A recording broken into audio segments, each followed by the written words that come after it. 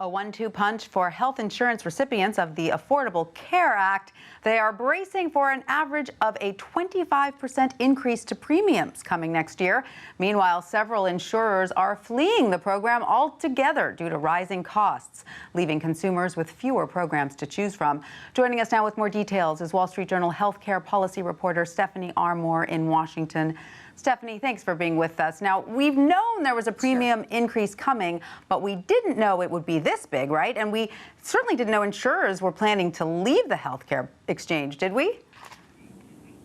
Well, the insurers that are leaving the exchange did announce this some time ago, so we did have a sense that this at least was coming and that there would be less choice for a large number of people who currently buy their health insurance on the exchange. I think it's like 20% of consumers will just have one issuer to pick from, which is significant in terms of choice. At the same time, we've also been hearing the drumbeat that premiums would be increasing. This is expected to be the biggest increase since the ACA went into effect. What the Obama administration did say yesterday was basically, yep, you're right. Premiums are going up. They're going up on average about 25% for people who buy their insurance on the ACA exchanges. So how is the Obama administration then stepping in to help those whose coverage is being discontinued? Well, they're doing a number of things for people whose coverage is being discontinued. During this open enrollment period, which is going to begin November 1st, so this is coming right up, that's when people can sign up for plans on the exchanges. People who've had their plans discontinued have until December 15th, basically, to sign up for new coverage that starts January 1st.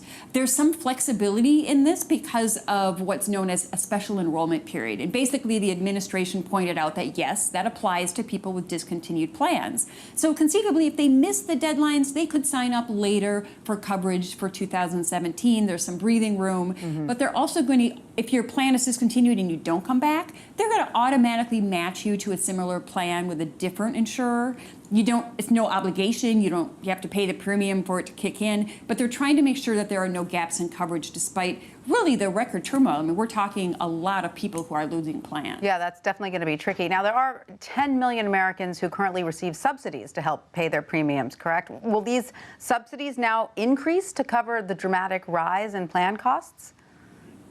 Yeah, that is one thing that's often lost in the headlines here. If you are a person and you buy your individual coverage on the ACA exchanges, the vast majority, about 80%, qualify for subsidies that basically buffer any impact of these increased premiums. They're going to be fine. What doesn't get as much attention is, look, there are a percentage of people on the exchange that don't get subsidies. And not only that, there are people who buy their individual insurance not on the exchanges. They go to a broker. They say, I need coverage for my family.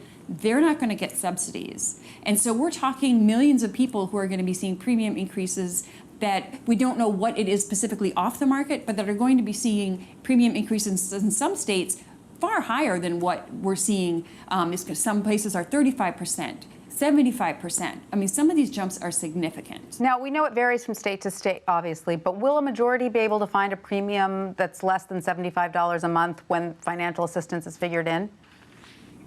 Yes, for those on the exchange, yes, that's what the Obama administration is saying, that there are plans to pick from, they are affordable with the subsidies, and that is rock solid. And that's an important message to get out because this open enrollment period coming up is really critical to the law and to the stabilizing the market. So they want these people to come back. They're worried that the talk about the premium increases could kind of scare people a little. Right, absolutely. Well, thank you so much, Stephanie, for all that very important information. Thank you. Sure.